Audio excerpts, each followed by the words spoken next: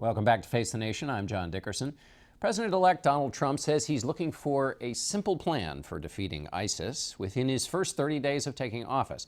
But even as ISIS has suffered setbacks in Iraq and Syria, its violent ideology continues to spread.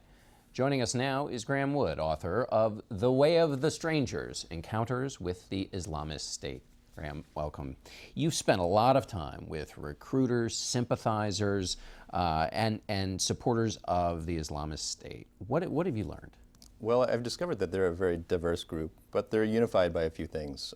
One thing is that they're idealists. I spent time going to their little club meetings, talking to them over coffee, even playing soccer with them.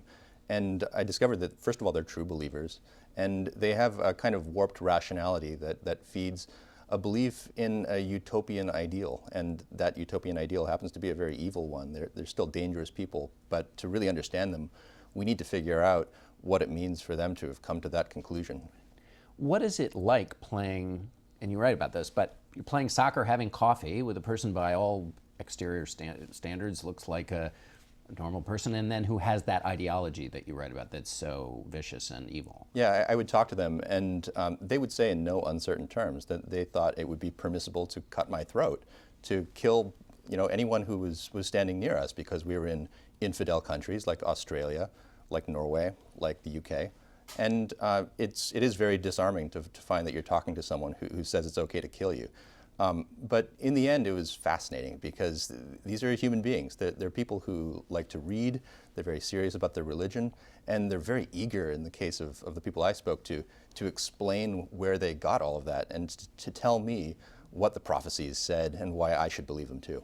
And just to make sure nobody gets confused, by saying they're true believers, your view is when they say this about cutting your throat, they're not, it's not an idle thing. No, they were not kidding around. And one way I can tell that they're true believers is that in many cases they have acted on it, not necessarily by killing someone, but by, in one case, trying to take a boat to Islamic State territory and now being in jail because of it.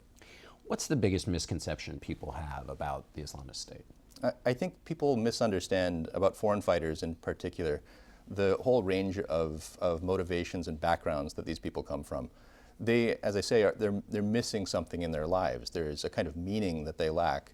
And I think people often think that meaning or that feeling of lack is because they come from positions of poverty, or they feel rejected in their home societies.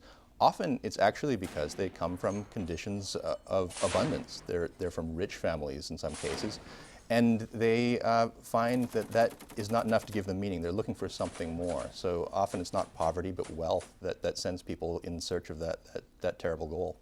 How does the United States is trying to figure out how to combat that ideology? There's the battlefield, but then there's the ideology. So is there a lesson in how to combat it based on what you found? I think there's some important things that, say, the president-elect would have to know. He's said that radical Islam is one of the targets of his foreign policy, and I guess the next step is to find out what are the differences within Islam, within radical Islam in particular, that motivate people to do one thing or another. And then to understand that this is a pathology within the hearts and souls of individual people who are Americans, who are British, who are Australian, who are Egyptian.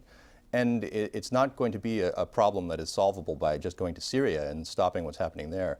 It's a problem within people's souls, and that makes it much more difficult to solve. Yeah, Dr. Kissinger, in an interview he did with Jeffrey Goldberg of The Atlantic, said that he thought that ISIS might challenge the new president and hope for an overreaction. What do you make of that theory? I think that the idea that overreaction is their goal is absolutely correct. In some ways, I think they're operating at 100% right now. If they can attack, they will. They tell people, don't delay, just attack as it is right now, wherever you are. I also think that it's important to realize that when they attack, it might not necessarily be a challenge within the borders of the United States. There are allies that Donald Trump has said he's looking forward to working with, like Sisi of Egypt, for example, who have an ISIS insurgency within their own borders. And overreaction can come also in Egypt, not just through policies of Trump administration. And what's the benefit of overreaction for ISIS? ISIS has been saying about the Trump presidency in particular that it demonstrates that Muslims cannot have a home in the West. They must move to an Islamic country. So if they can see anything that they can milk for propaganda purposes that shows that that's the case, then they will absolutely feature that front and center. Speaking of which, 30 seconds left. Michael Flynn, who's the incoming national security advisor, told Al Jazeera in 2015, when you drop a bomb from a drone, you are going to cause more damage than you are going to cause good. Is that in the same category of propaganda victory?